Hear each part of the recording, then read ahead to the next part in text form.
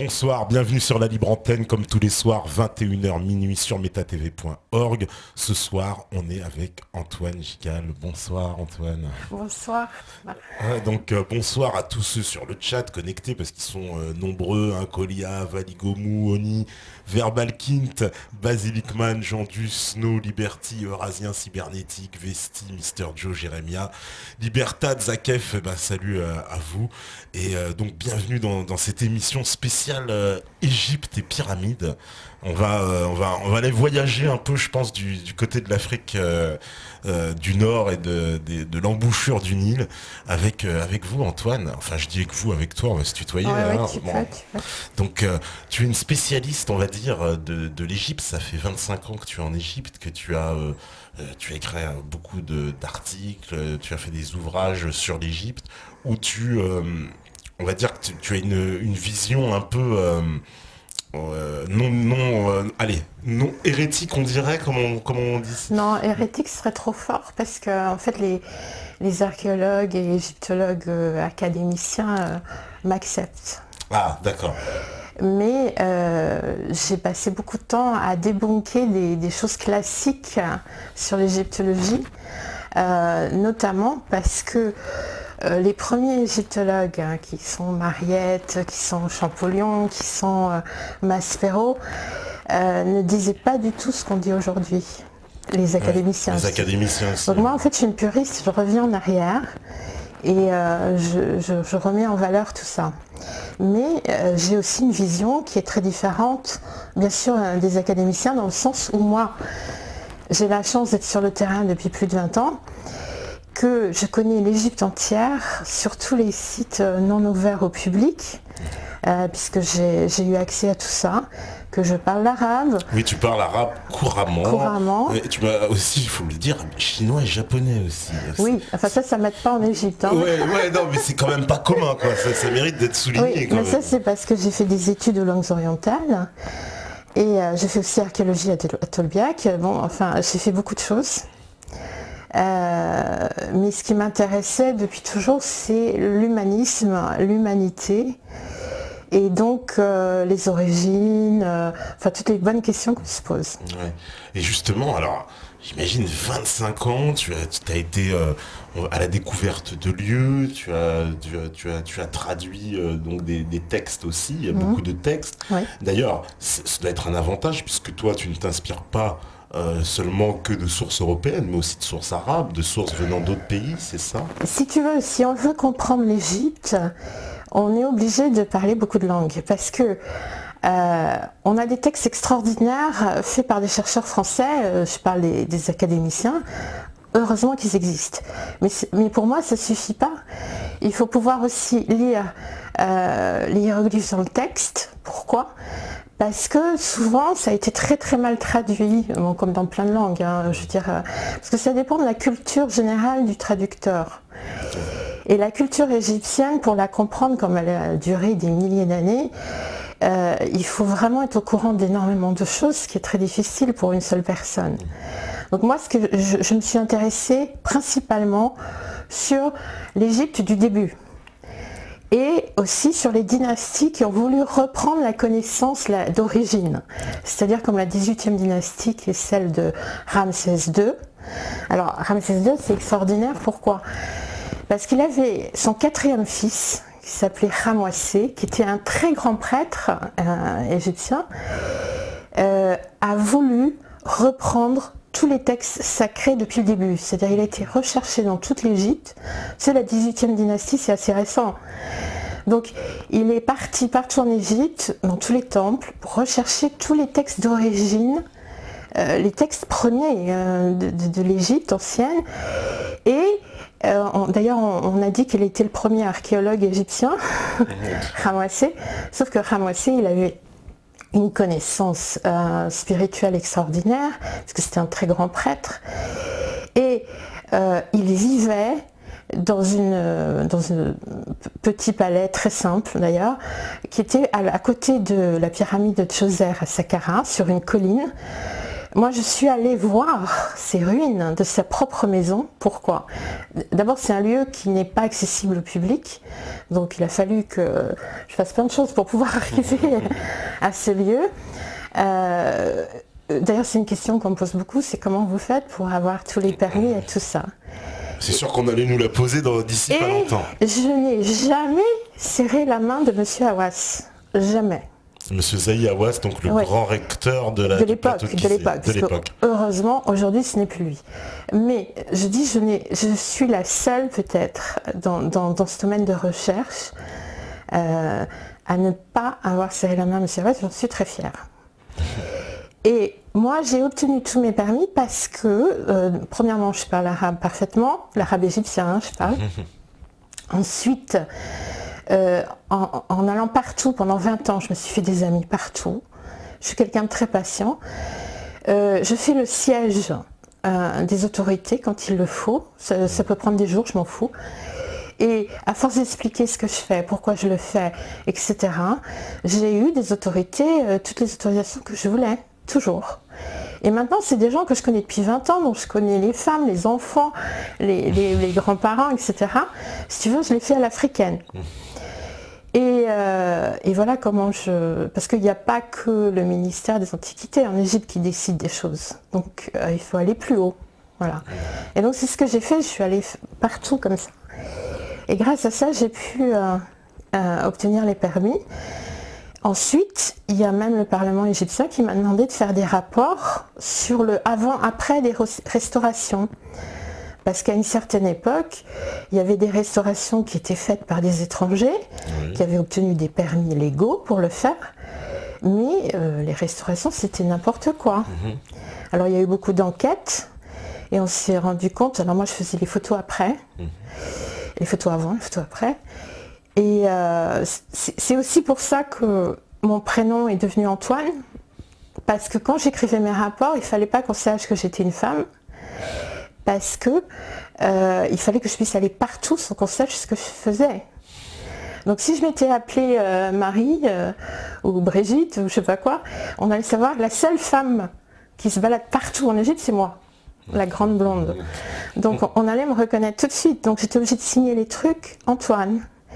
C'était comme ça au début, et puis quand j'ai fait tous mes rapports, etc., avec le Parlement. Ensuite, étant devenue connue, etc., et puis alors après il y a eu les réseaux sociaux, Internet, etc., et donc à ce moment-là, j'ai commencé à être interviewée un peu partout, surtout dans les pays de langue anglaise, où là-bas je suis très connue, et donc je ne pouvais plus me cacher, quoi. Donc, mais je ne pouvais plus changer mon prénom parce que voilà, j'étais connue en tant qu'Antoine. Ça va rester, au moins c'est... Non, mais tu sais, il y a un truc qui m'étonne beaucoup en France. Je trouve que en France, on a perdu la largeur d'esprit. Parce que tu vois, tu as des femmes extraordinaires en France comme George Sand, etc., qui avaient pris des prénoms masculins pour une certaine révolte, pour dire certaines choses. Et qui est une écrivaine extraordinaire, il n'y a pas qu'elle. Bon. Ça a fait des scandales à l'époque, mais au jour d'aujourd'hui, on comprend que George Sand s'appelle comme ça. Bon. Mais moi, quand ils ont appris, les lecteurs, qu'en fait j'étais une femme, parce que je recevais des courriers privés d'hommes qui pensaient que j'étais un homme. Donc ils me racontaient leurs histoires d'hommes, c'est un truc de fou. Et le jour où ils ont appris que j'étais une femme, ils sont tombés de leur chaise. J'ai des lettres incroyables. On est tombé de notre chaise, vous écrivez comme un homme. Je dis non, je suis une femme. Tu vois, c'était... bon, et c'est toujours un truc qui choque les gens ici en France, c'est le prénom Antoine de mon pseudo. Alors qu'à l'étranger, j'ai jamais un problème. On me pose jamais cette question. Oui, parce que... non, ils connaissent très bien Antoine. Tu sais, Antoine, en tout cas chez les chrétiens, on sait très bien ce que c'est Antoine. Hein. Voilà. Et donc, toi, on va dire, alors donc tu vis en Égypte, hein, enfin en tout la cas plupart du temps en Égypte. Donc tu peux nous parler un peu donc de c'est quoi les grandes découvertes, parce que l'Égypte, je sais même pas par où commencer tellement c'est vaste. C'est la difficulté de cette émission, c'est comment peux-tu en 3 heures parler du titre de l'émission que tu as donné. C'est impossible. Surtout si on veut être sérieux, c'est qu'il faudrait que j'ai mes notes, j'en ai quelques-unes là pour pas perdre le fil. Parce que c'est énorme. Oui, c'est énorme. Si tu veux, commençons par quoi? Maspero, par exemple. Maspero, ce grand égyptologue français, en 1912, il écrivait déjà. Lui, il a beaucoup recherché sur les premières dynasties. Et attention, il est allé en Égypte, il a fait beaucoup de choses en Égypte. Il a écrit les premières dynasties, les textes qu'il a pu trouver. On disait déjà que les textes venaient de milliers d'années avant. Donc je ne sais pas la première dynastie officielle. Tu sais, on te dit la dynastie elle a commencé avec Narmer, Ménès, le premier pharaon. Bon, c'est faux. On sait aujourd'hui qu'il y en a eu des tas avant. Mais à son époque, on connaissait que ça. Et il disait c'est pas possible parce que il y a eu dans les textes qu'on a trouvés de cette époque, de première dynastie, on a trouvé qu'il disait que c'était des textes qui existaient déjà de bien avant. Bon. Donc c'est très important, pourquoi? Parce que si tu crois que l'histoire de l'Égypte elle a commencé avec Narmer, tu n'as rien compris à l'Égypte. On situe ça où à peu près? C'est-à-dire moins 5000 ans l'histoire officielle? Non, c'est même pas moins 5000 ans, c'est moins 3700. Moins 3700, c'est ça l'histoire officielle. Alors qu'on sait très bien que c'est pas possible, puisque si tu veux, aujourd'hui, on trouve, les archéologues aujourd'hui trouvent des choses bien plus anciennes, beaucoup plus anciennes. Et d'ailleurs, là, tu vois, je prends mes notes parce que il faut que je dise exactement ce qui s'est passé en 2009. En 2009, il y a une équipe belge qui a trouvé près de Dendera des squelettes avec la tête tournée vers l'est et des poteries. Ça veut dire que c'est une civilisation, parce que à partir du moment où il y a des rituels par rapport à la mort, on appelle ça, c'est pas des petites tribus toutes seules, tu vois. Et ces squelettes datent de 30 000 à 33 000 ans. D'accord. Donc attention, bien plus ancien que Sumer. Parce qu'on nous dit, on a dit pendant très longtemps les Sumériens étaient la plus vieille que civilisation. c'est Sumer qui était le... Alors ça c'est dépassé de chez dépassé, même parmi les académiciens. Il faut arrêter avec ça. Je vois qu'en France on en parle encore. Mais attendez, mais ça fait très longtemps qu'on sait que c'est pas vrai. Donc ça c'est très important. À 250 km au sud d'Aswan, oui. Un endroit qui s'appelle Kada, que je connais, où j'ai été, on a trouvé des sépultures alors très élaborées, avec beaucoup de poteries, etc., qui datent 9000 avant Jésus-Christ. Tu vois, 1300, entre 1300 et 9000 avant Jésus-Christ, parce qu'il y a beaucoup de choses. Donc on est très loin des 3000 ans. Oui, des 3000 ans présupposés. Donc ça veut dire que... Donc l'archéologie n'en est qu'au début en Égypte. Il faut comprendre, l'égyptologie elle a commencé à Napoléon. C'est une science très récente. L'Égypte c'est un territoire énorme. Et il n'y a que 5% du territoire qui est occupé par les gens. Tout le reste c'est du sable. Donc t'imagines, pour soulever tout ce sable, qu'est-ce qu'il faut pas faire? Tous les jours on découvre des choses. Si vous allez sur ma page des réseaux sociaux, je mets toutes les découvertes qu'on fait tous les jours. Bon. Et imaginez, on en fait tous les jours, mais encore il faut conserver les autres qu'on a déjà faites. Ouais, en plus. Un pays qui est en train de traverser une situation difficile depuis plusieurs années, imaginez, il faudrait que le budget des antiquités soit 3 fois le budget de la défense pour s'en sortir. C'est un truc de fou. Je ne sais pas comment ils font. Donc quand j'entends des critiques, oui, mais ils ne protègent pas assez, mais machin, mais attendez, il y a des milliers de sites archéologiques en Égypte, des milliers. Et il y a le sable. Et qu'est-ce qui fait le sable? C'est que tous les 2-3 mois, il y a du vent qui vient et qui recouvre tout. Donc il faut tout le temps nettoyer, tout le temps remettre... Une fois qu'on a désensablé, il faut entretenir. Oui, c'est-à-dire, pour vous dire, les archéologues, je dirais les académiciens classiques qui sont envoyés par l'université, ils vont en Égypte 3 mois par an, parce que l'université n'a pas de sous pour envoyer plus longtemps. Il y a que les Américains ou les Japonais qui envoient 5 mois à 6 mois, parce qu'ils ont plus d'argent, parce que c'est des trucs privés qui les paient. Mais en France, malheureusement, on a très peu de sous à l'université, donc ils envoient 3 mois sur place. Et qu'est-ce qu'ils font? Le premier mois, ils désensablent ce qu'ils avaient trouvé l'année dernière. Et après, ils n'ont plus qu'un mois pour travailler sur creuser des nouveaux trucs. Et après, il faut qu'ils recouvrent tout pour protéger pour la prochaine année. Et oui.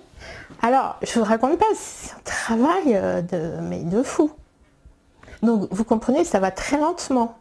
Et c'est pour ça que le monde entier vient en Égypte, est habilité une fois que ce sont des entités reconnues, évidemment, professionnelles, à creuser en Égypte parce qu'on a besoin de tout le monde. Parce que c'est énorme le territoire. Voilà. Les gens ne comprennent pas, mais c'est énorme. Et tous les jours, on découvre des choses. Alors, moi-même, j'ai découvert beaucoup de choses.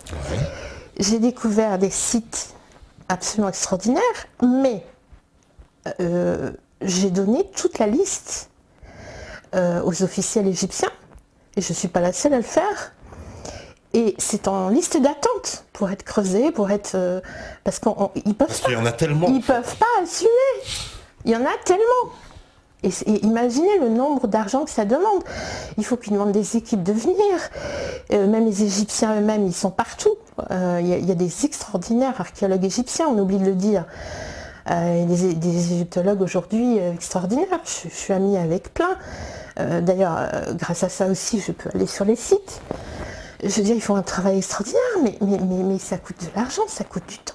C'est très long aussi quand on fait sérieusement les choses. Donc voilà, donc on est à la veille tout le temps de découvertes extraordinaires. Alors on peut dire que l'égyptologie, parce que on a le sentiment que l'histoire, l'égyptologie, elle nous force en fait on va dire à croire une espèce de version officielle de l'histoire. Et puis on a justement tout un tas de chercheurs qui viennent sans cesse contredire en fait cette version officielle sur, bah voilà, bon, tu as l'air de me dire qu'aujourd'hui il est admis que les pyramides soient plus âgées, mais il y a encore quelques années on nous disait que c'était... J'ai pas encore dit ça, je parlais des découvertes de civilisations plus anciennes en Égypte. Plus anciennes en Égypte. Voilà, de l'antériorité de la civilisation par rapport à Sumer. Par rapport à Sumer, pareil. Ouais. Mais et par rapport à l'écriture aussi, parce que pendant très longtemps on a dit oui, Sumer, découverte d'écriture, c'est 3700 ou 500 avant Jésus-Christ.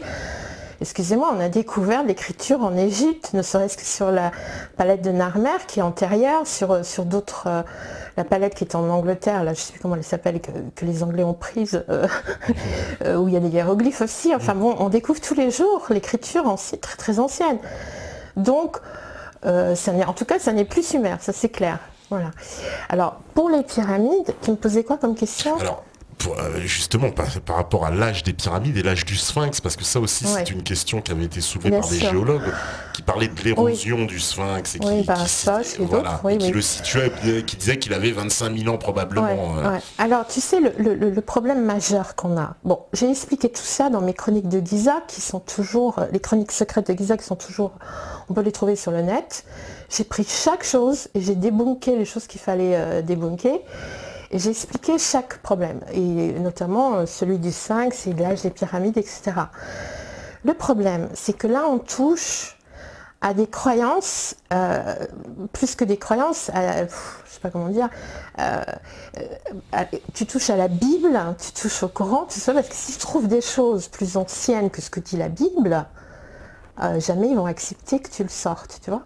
Pour que tu saches un truc, c'est que dans les années 1900, je sais plus, 30 par là, il y avait un institut au Caire, qui était un institut anglais, qui était là uniquement pour contrôler les dernières découvertes archéologiques, pour dire si on avait le droit d'en parler ou pas. Hein, il avait pignon sur rue, il était officiel. Donc dès qu'il y avait un truc qui était trop ancien, hop, tu vois. Donc ça dérange. Donc pourquoi on veut, voilà, pour l'Égypte, il y a cette chape de plomb sur l'histoire. Ça remet en question les livres saints de certains, tu vois, et que ça remet en question toute l'histoire de la religion, toute l'histoire pourtant la Bible, on sait que c'est des morceaux de choses dans tous les sens. Mais on a très peur de ça, enfin certains, je parle des Anglais là, parce que ça je le sais, je sais qu'aussi il y a des protestants très bibliques, machin, qui veulent pas entendre parler de choses plus anciennes que ça. Bon, ça déjà, ça explique ce qui s'est passé dans l'histoire. Bon, maintenant, dans les faits archéologiques, heureusement ça bouge beaucoup. tu as des archéologues, égyptologues, notamment néo-zélandais, notamment, ouais, il y a des néo-zélandais extraordinaires aujourd'hui, il y a quelques Américains, mais qui ne sont pas dans le mainstream, mais qui ont quand même fait des études comme moi à l'université, et puis d'autres qui ruent dans les brancards et qui apportent des preuves petit à petit matérielles que non, excusez-nous. Bon, Schoch, c'était il y a déjà très longtemps quand il a dit que l'érosion qui était autour du Sphinx, c'est pas du tout ce qu'on raconte, c'est bien plus ancien, etc. Tout est vrai, si tu veux, mais en science, tu sais, il faut prouver par 5 ou 6 trucs, ça suffit pas un seul truc. Donc ça prend beaucoup de temps, et surtout quand tu vas contre l'ordre établi, quoi. C'est très dur. Tu sais, il y a plein de professeurs qui ont fait leur carrière sur des choses, qui ont affirmé des choses qui aujourd'hui se révèlent fausses. Ils sont toujours en poste, tu peux pas leur faire changer d'avis, tu vois.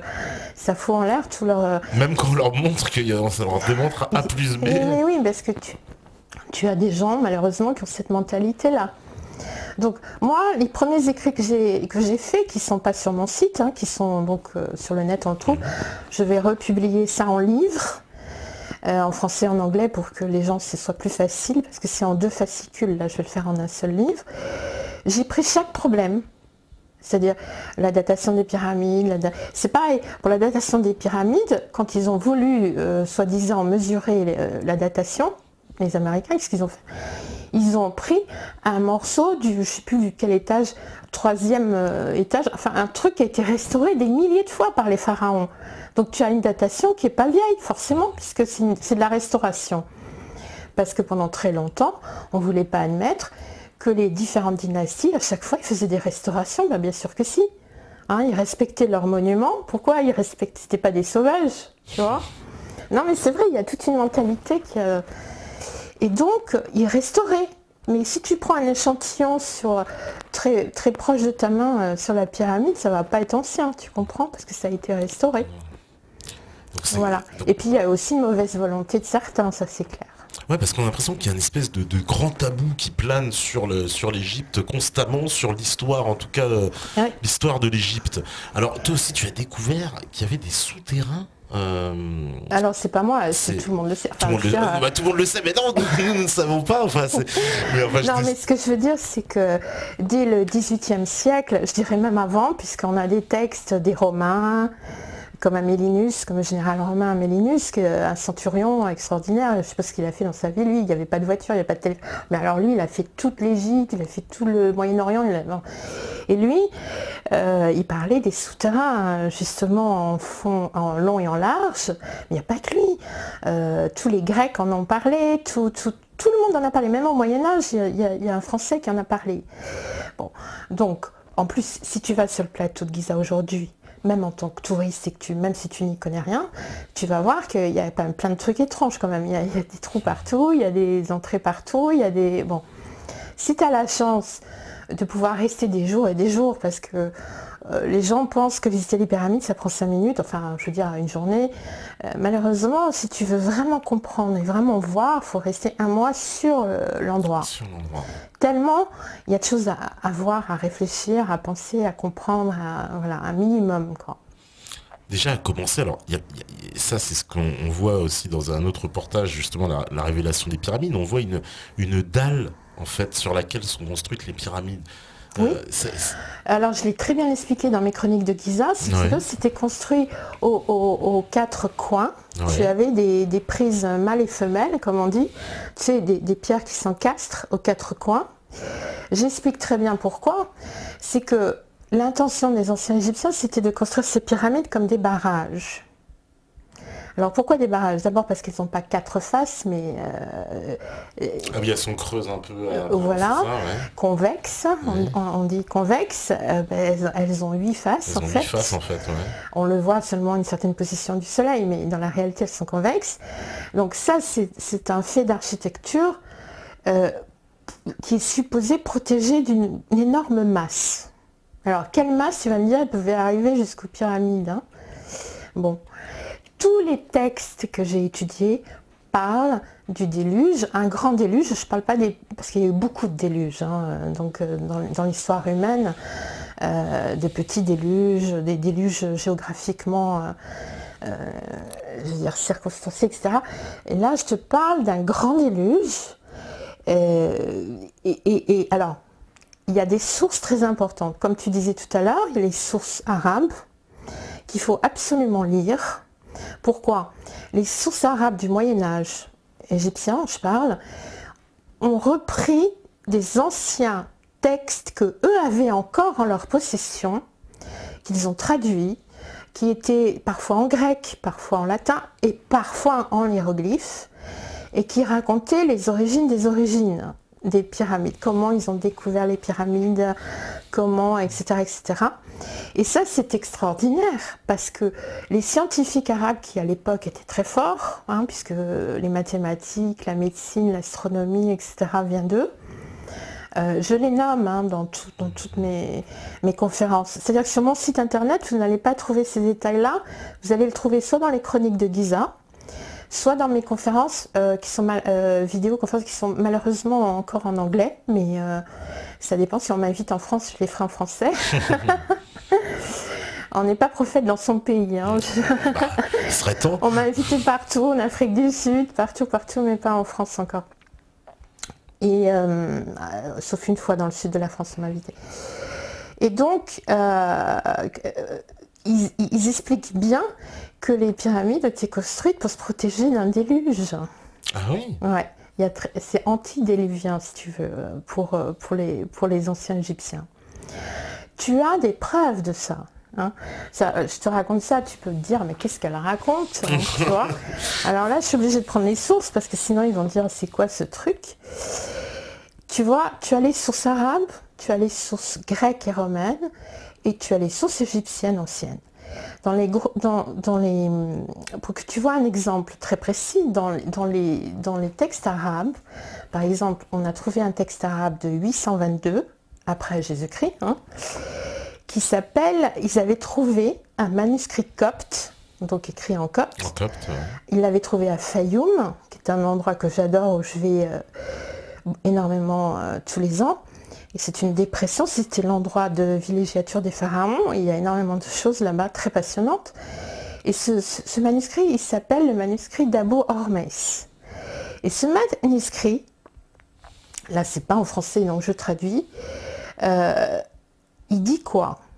Il dit, les prêtres ont dit que nous avons demandé au roi Assoraïd, qui veut dire le taureau, le fils de Sorag, le scorpion, de donner des ordres pour construire des pyramides basées sur des informations qu'ils ont obtenues grâce à de très longues études.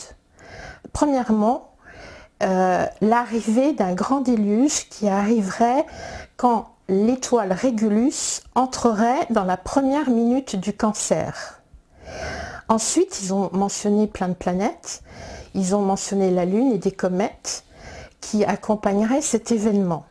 Deuxièmement, ils ont expliqué qu'il y aurait du feu parce qu'il y aurait des météorites qui tomberaient sur Terre et que cela arriverait quand Régulus entrerait dans la dernière minute du 15e degré du Lion et qui bougerait de 45 degrés avec un arc de 1 minute du Cancer, etc., etc. C'est très détaillé.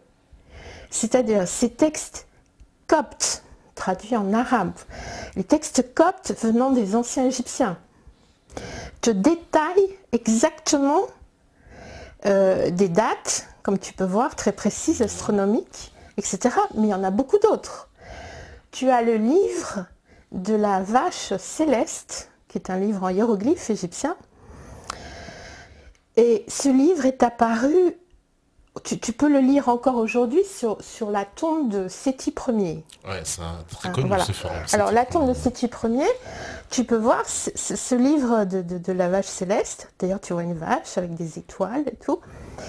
Et il y a aussi, tu as des morceaux chez Ramsès II, chez Ramsès III aussi. Et Tu as aussi un petit morceau chez Ramsès VI, dans la tombe de Ramsès VI. Bon. Et on dit que ces morceaux de textes qui s'appellent la vache céleste viendraient des textes des pyramides. Bon. Les textes des pyramides sont censés être les premiers textes égyptiens pour le mainstream. Pour le mainstream, ouais. Bon. Et dans ce livre, tu as une version du grand déluge. Il y a un chapitre qui s'appelle la destruction de l'humanité, carrément, tu vois. La destruction de l'humanité. Oui, alors attention, je reviens 2 secondes en arrière. Je ne suis pas du tout une catastrophiste, parce que justement, tout ce qu'ont enseigné les anciens Égyptiens, c'est qu'on peut s'en sortir parfaitement et qu'ils en sont la preuve. Ils disent d'ailleurs que la majorité de l'humanité s'en sortira parfaitement. Tu vois, donc c'est pas du tout un message de destruction, d'horreur, tout ce que tu veux. Au contraire, c'est de la science. Bon, tu as aussi le livre du rituel, qui s'appelle autrement aussi le livre de la révélation. Et ça, c'est l'histoire d'un bateau, on l'appelle l'arche, qui sauve des âmes, et que cette arche... c'est le Dieu, enfin Dieu, j'aime pas la traduction parce que pour moi elle est erronée, mais bon, que c'est le Dieu nous qui a construit cette arche. Alors tu vois d'où l'histoire de Noé peut venir, hein, parce que nous, Noé, Noah en anglais, c'est antérieur à Noé, hein, donc tu vois, bon. Et que ce Dieu Nun est appelé le Seigneur du déluge, dans une inscription de Toutmosis à Luxor. Hein, on appelle Nun le dieu du déluge. Bon. Tu vois, alors, juste une parenthèse, c'est que pour moi, le mot Dieu au pluriel, ou même Dieu au masculin, au singulier, pardon, Dieu au pluriel, c'est Netcheru, Dieu au singulier, c'est Netcher. Pour moi, la bonne traduction, c'est pas Dieu. Dieu, c'est une traduction du 18e siècle, du 19e, pardon, qui est totalement erronée. Parce que la bonne traduction, ouais, c'est énergie de la nature. Énergie de la nature. Ouais. Donc, nous était l'énergie de l'eau. D'accord? Donc, si tu l'appelles le Dieu nous, moi je veux bien, mais tu vois, là, tu mets de la religion où il n'y en a pas. Tu vois, les anciens Égyptiens ont toujours été monothéistes. Hein. C'est pas Akhenaton qui a apporté le monothéisme. Ça, c'est encore un truc à débunker. Un grand stéréotype sur l'Égypte. Mais alors, un stéréotype, faut pas me poser de questions sur Akhenaton, parce que les gens se fâchent quand j'en parle. Alors qu'il y a des preuves. Il y a notamment des documents à Luxor, mais ça, c'est encore les mouvements bibliques et tout ça du 19e.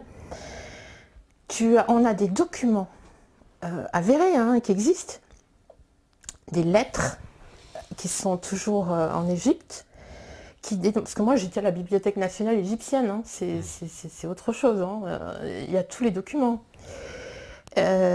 Tu as des lettres qui se plaignent d'Akhenaton parce qu'il a fait tuer le maire de Luxor. Tu vois, il a donné l'ordre de tuer les maires de Luxor et d'autres personnes. Donc, Akhenaton, c'était pas le petit gentil dont on nous parle, quoi. Hein, le gentil angélique, mais pas du tout, quoi. Ça, c'est encore une manipulation.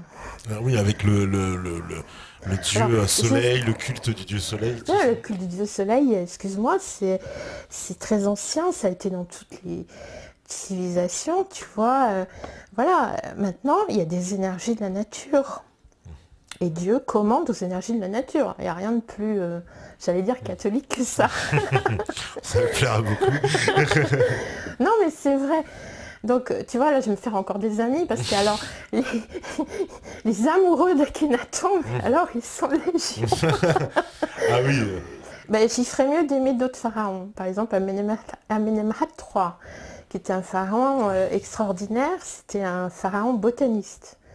Il a créé des jardins extraordinaires, justement à Fayoum, il était extraordinaire. Enfin bon, ça c'est une autre histoire. Parce que moi je peux en parler pendant des heures. Ah bah, on est là pour ça. Moi, j'ai vu les questions, tellement il y a de questions, mais on y reviendra après si ça dérange pas nos chers méthodes, parce qu'il y a beaucoup, évidemment, beaucoup de questions. Bien sûr. Alors, parce que là, pour revenir quand même à cette histoire de déluge, voilà. Ouais.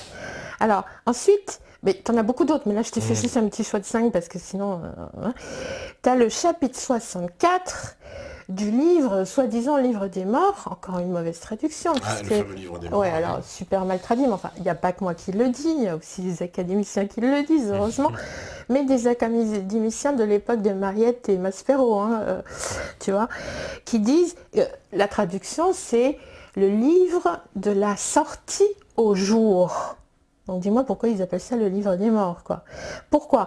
Parce que le seul chapitre qui était d'origine, c'était le 64. Après, on a rajouté plein de trucs funéraires au fur et à mesure des années, si tu veux. Tu vois, les gens, ils en ont rajouté des trucs. C'est comme si tu prenais un texte sacré, puis toi, t'en rajoutais. Voilà. Bon, c'est classique, tu vois, c'est pas nouveau sous le soleil. Et dans ce chapitre 64, qui est donc le plus ancien du livre en question,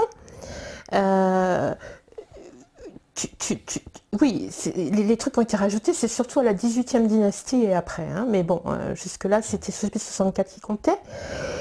Et on dit que ce chapitre 64 correspond à un texte qu'on appelle le texte des pyramides, c'est-à-dire Saqqara, quand on parle de ça, c'est Saqqara, qui daterait de la 5e dynastie. Alors la 5e dynastie, c'est 2450, par là, 56 avant Jésus-Christ. Bon. Et ils disent dans ce texte de la 5e dynastie qu'il daterait de la première dynastie et qu'à la première dynastie, on disait que ce chapitre 64 était déjà très ancien, donc très ancien à la première dynastie. Tu vois, donc c'est en remontant les textes, on finit par trouver que le texte était encore plus ancien, quoi. Tu vois, ça finit par... Bon. C'est-à-dire qu'il date de bien avant 2920 avant Jésus-Christ. Tu vois? Donc on remonte. Et alors, il y a un grand archéologue que moi j'adore, qui est un Anglais. C'est rare que j'adore un Anglais. Non, je rigole. Les pauvres. Mais bon, c'est une histoire de... Sir Wallis Budge, qui a été conservateur du British Museum quand même, mais qui était détesté. Parce que lui, il disait des vérités. Il a été massacré après. On a dit, mais non, il était fou, il racontait n'importe quoi. Il traduisait mal les textes. Et lui, il traduisait bien les textes. Moi, je vous conseille de lire Wallis Budge. Il est partout sur le net, vous pouvez le trouver. Et il disait que ce qu'on trouve dans le chapitre... De toute façon, moi, j'y suis allée voir aussi, évidemment, parce que maintenant, je m'intéresse à retraduire tout ça. Et ce qu'on a trouvé, c'est la description dans le chapitre 64 d'un énorme déluge. Et on trouve cette phrase extraordinaire dedans qui dit que quand Osiris, parce que Osiris était un personnage historique pour beaucoup, c'était pas un mythe, Bon, ça c'est encore une autre histoire dont il faut que je parle. Ah, on en parlera alors. Ouais, on va en parler juste après. Quand Osiris, c'est écrit noir sur blanc dans le chapitre 64, quand Osiris a vu monter les eaux, il a supplié le Seigneur du déluge, qui est nous, en fait, c'est l'énergie de la nature qui représente l'eau, quoi, tu vois. Donc il l'a supplié, il a eu peur, il a supplié. Bon, c'est quand même fou, tu vois. Bon, ça, c'est des petits détails. Mais des petits détails comme ça, t'en as 80 000, quoi. Et au bout du compte, ça fait un truc énorme. Ensuite, tu as les textes arabes, vraiment arabes. Tu as les textes qui datent de 896 après Jésus-Christ, d'un très grand historien arabe qui s'appelle Massoudi, Abul Hassan Massoudi, pour dire la vérité, qui est un très grand géographe, historien. On l'appelle l'Hérodote des Arabes, c'est pour te dire comment il était connu.